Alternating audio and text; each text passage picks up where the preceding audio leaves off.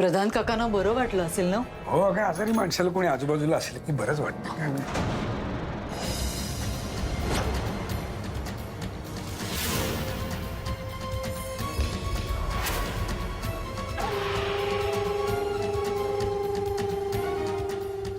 अनन्या, तू काका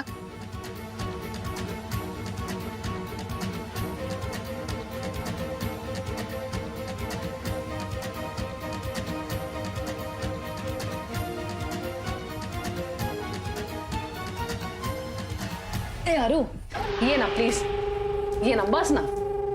नाही राहू दे. अगं बस ना. अगं काय तू असं करतेस? ये. अगं अगं बस. देविका, तुला सांगितलं ना, बस बस. आणि हे शेखर काय बसून राहिल्यास? भाऊजींना बसायला दे. अरे का ए भाऊजी बसा ना प्लीज. नाही नाही, दादा ये हे बघ. अरे अनन्या आली आहे, बस. हो बसा ना, बसा ना. काय चाललंय तुमचं? हळू. बस बस बस मला तू बस. तू इथे कशी? मला यांनी फोन करून बोलवून घेतलं. हो मीच मुद्दाम बोलवलं हिला. मी म्हटलं ती समोर असेल तर तुम्हाला नीट बोलता येईल ना, आणि तुमचा जो गैरसमज झालाय तोही दूर करता येईल.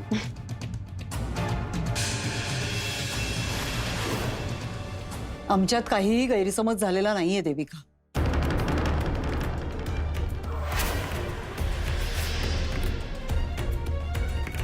नाही कसं अरू? तुला वाटतं ना श्रीमंतांच्या मुली बिघडलेल्या असतात, त्यांना काही वळणच नसतं, वागण्या बोलण्याची समज नसते, पैशांचा माज असतो, आणि काय त्यांच्यात माणुसकी नसते.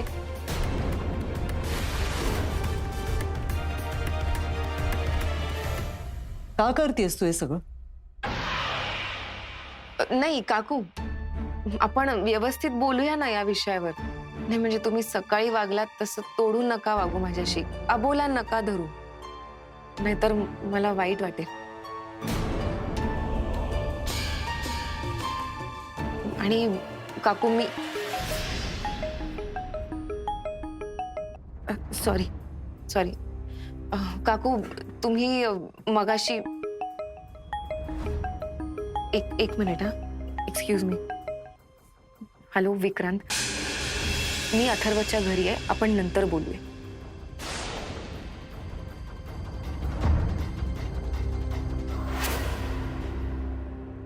आय एम सॉरी काकू. काकू आपण इतके दिवस छान बोलत होतो, मग असं अचानक का असं वागताय? अनन्या, अगं मला आता काही बोलायचं नाहीये. अगं आता आली तर बोलून घे ना. नाही बोलायचंय मला, आणि असं तर अजिबातच नाही. अगं मग कसं आणि कधी? देविका, प्रश्न अथर्वचा आहे ना, माझ्या मुलाचा आहे. सोडवेन मी तो. एक मिनिट. ए अनन्या, अगं तू काही चहा कॉफी काही घेतलीस की नाही? हा? आणि अरुणा, काय आपल्या मास्टरबाई पहिल्यांदा आपल्या घरी आले आहेत, आणि काय तुम्ही सगळ्यांनी काय गोलमेज परिषद भरवली आहे? हा?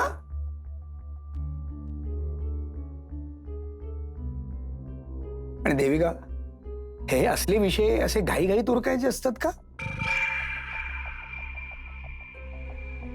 तिच्याशी जे काही बोलायचंय, जे काही तिला विचारायचंय ते आरामात बोलू ना. काय घाई काय?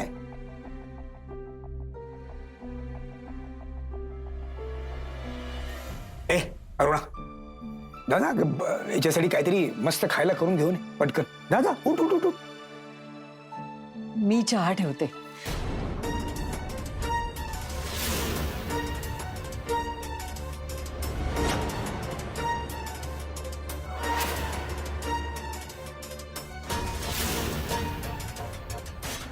अनन्या, अगं चपला घालून घरात आली असते. बाहेर काढतेस का? आम्ही घरात चप्पल घालून नाही वावरत. अहो मी काढूनच येणार होते, पण यांनी मला ओके ओके बाई, तू जाऊन चपला काढून ये. तुझी सासू काही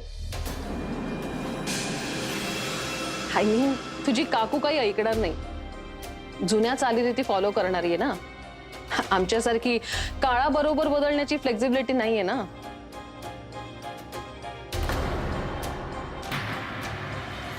नाही, मी काढते चपला, मला काहीच प्रॉब्लेम नाहीये. आणि अगदी फ्रँकली सांगू तर मला काकूंचं म्हणणं पटतंय.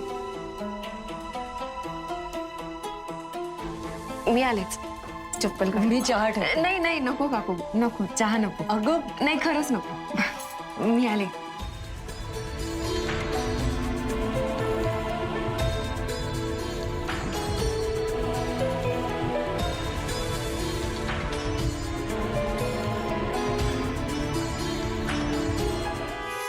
बस. बरं अनन्या, मी काय म्हणतो, तू आता जेवूनच जा ना. नाही, आमची अरुणा आहे ना अतिशय उत्तम स्वयंपाक करते. हो, नाही म्हणजे साधंच जेवण बनवते पण अतिशय चविष्ट. हा हो, जेवूनच जा आता. आणि आमच्याकडे हीच स्वयंपाक करते, आम्ही कोणी नाही करत. अच्छा, नाही म्हणजे मी काकूंच्या हातचं चाखलंय. आवडतं, छान बनवतात काकू, पण आत्ता नको. अगं मग एक काम करूया, अथर्व असताना ये ना जेवायला.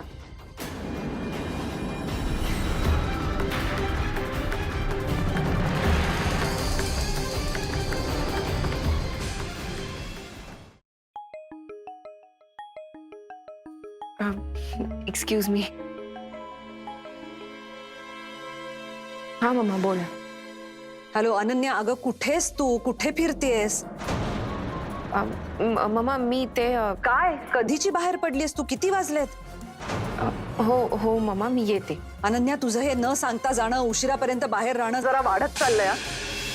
उगाच आमच्या जीवाला घोर लागतो. हो मम्मा, मी आले आले. ताबडतोब घरी ये. हो हो, आले. बाय.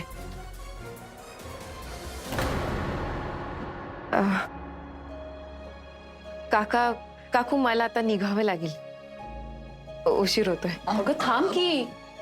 नाही, नको, आत्ता नको. अगं थांब जरा. पहिल्यांदाच आलीयस घरी. आमच्या घरातून असं न खाता पिता बाहेर जात नाही कोणी. थांब, आलेच.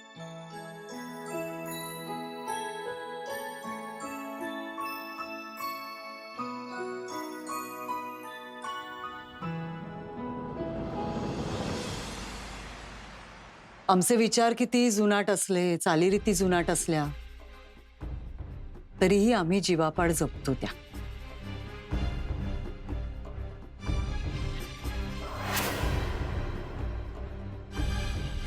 घे. हे एवढंच घेते, बस. बस, पुरे. नमस्कार करते. सुखी राहा. असू दे, सुखी राहा, सुखी राहा. ए नाही नाही, प्लीज. मला हे सगळं नाही आवडत. त्यापेक्षा ना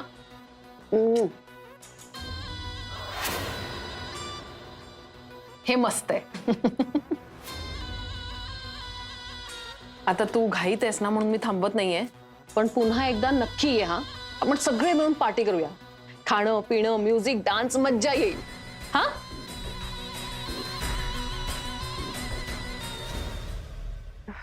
येते. उद्या भेटूया योगा क्लासला. हो हो हो, या नक्की. नक्की नक्की.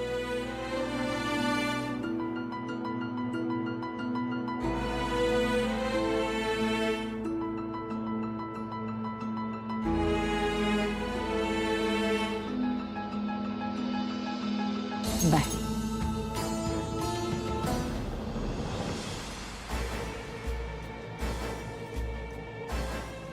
कुठल्या भाषेत सांगायचं तुला देविका, मला खरंच कळत नाहीये. अनेक वेळा सांगूनही पुन्हा पुन्हा तेच करतेस तू. नशीब समज अथर्व नव्हता आज, नाहीतर संतापलाच असता तो.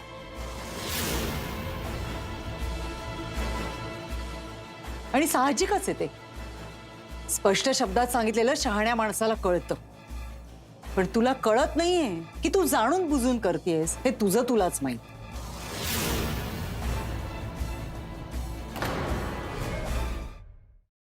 हे बघ अरू, तुझ्या दारात आलेली सुवर्ण संधी जर तुला संकट वाटत असेल ना, तर त्यात माझा नाही, तुझ्या नजरेचा दोष आहे. जसं आम्हाला श्रीमंतीचा माज आहे असं तुला वाटतंय ना, तसंच तुला मिडल क्लास असल्याचा गर्व आहे. त्याचीच झापडं लावून ठेवलीस तू तुझ्या डोळ्यांवर.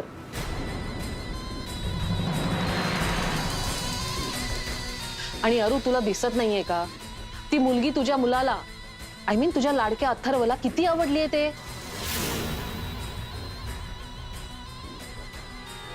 मला सगळं दिसतंय देविका, सगळंच. जे तू दाखवत नाहीयेस ना ते सुद्धा दिसतंय. दिसतंय ना, मग जरा शहाणी हो आणि स्वार्थीपणा करू नकोस प्लीज. हे बघ अरू, तुझं खरंच प्रेम असेल ना तुझ्या लाडक्या अथर्ववर, तर त्याचं लग्न तू या श्रीमंताघरच्या अनन्याशी लावून देशील.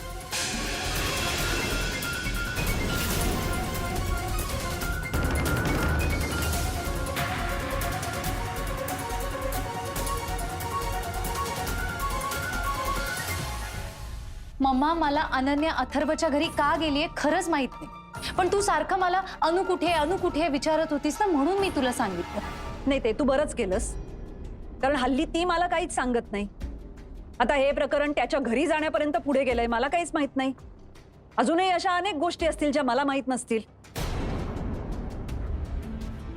श्रेया, मला सांग, तुला ह्यातलं काहीच माहित नव्हतं आधीपासून? नाही, फारसं नाही. श्रेया, मला खरं सांग, अरेंज्ड मॅरेज करू नको, ते वर्क होत नाही, लव्ह मॅरेजच कर, हे तू अनन्याला सांगत नाहीयेस ना? तुझ्या अनुभवावरून हे असले भलते सलते विचार तू तिच्या मनात भरवत नाहीयेस ना श्रेया? तुझ्या अनुभवावरून म्हणजे?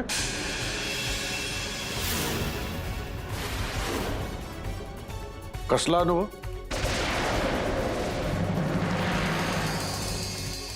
काय बोलतेस तू इरा?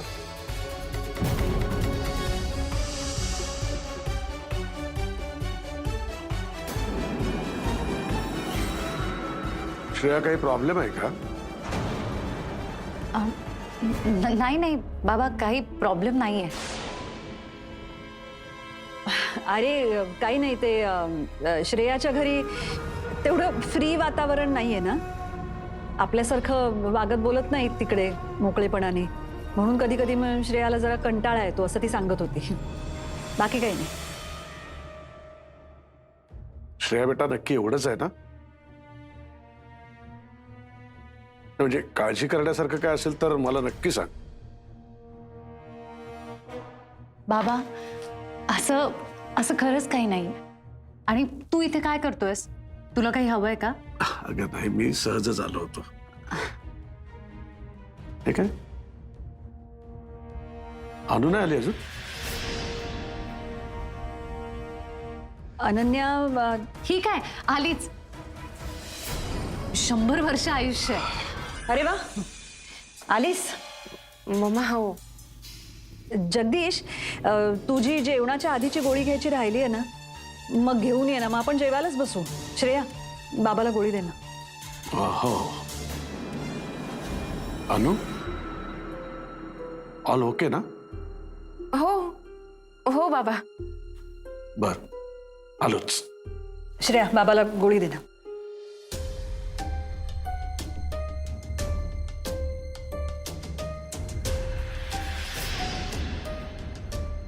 कुठे गेली होतीस अनन्या? आपल्याला फक्त त्रास देण्यासाठी देविकाने अनन्याला इथे घरी बोलावलं होतं. का असं वागतेय ती?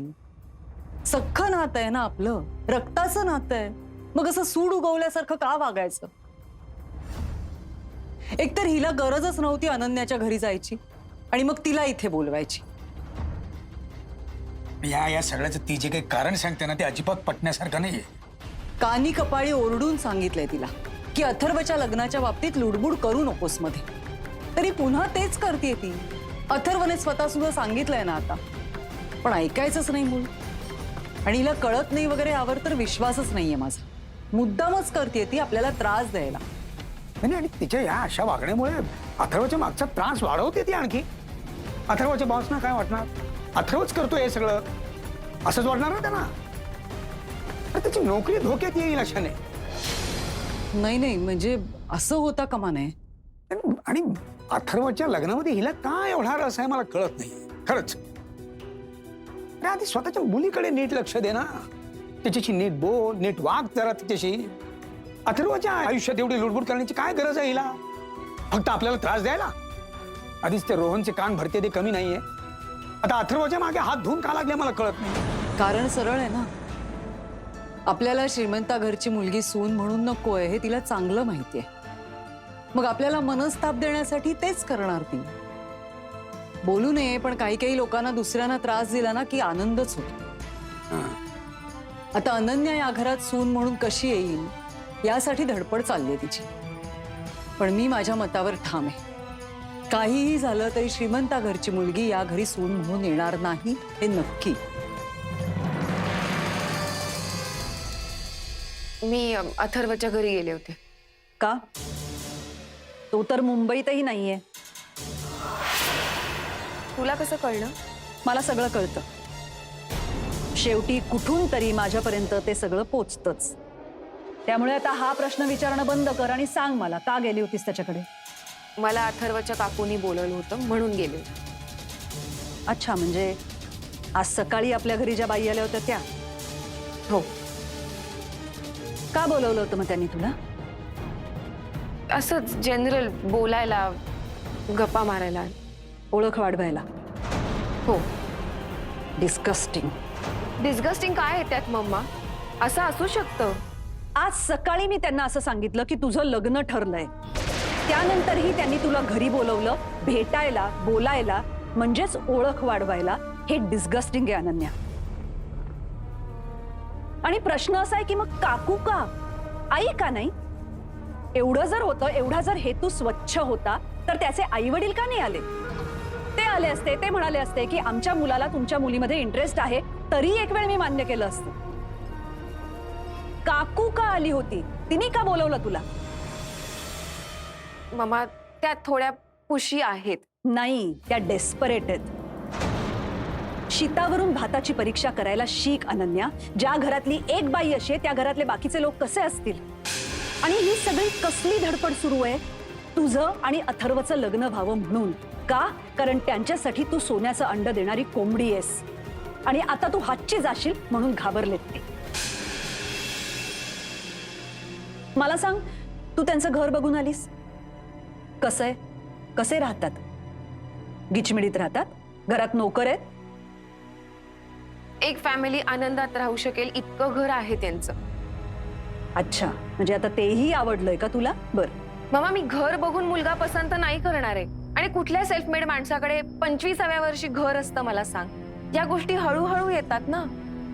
आता हे सगळंही तुम्हाला शिकवणार का अनन्या? अनु, एक बेसिक लाईफस्टाईल असते प्रत्येक माणसाची. तुझी लाईफस्टाईल खूप लॅविश आहे. या अशा छोट्या छोट्या फ्लॅट्स मध्ये राहणं आपल्यासारख्यांना जमत नाही बाळा.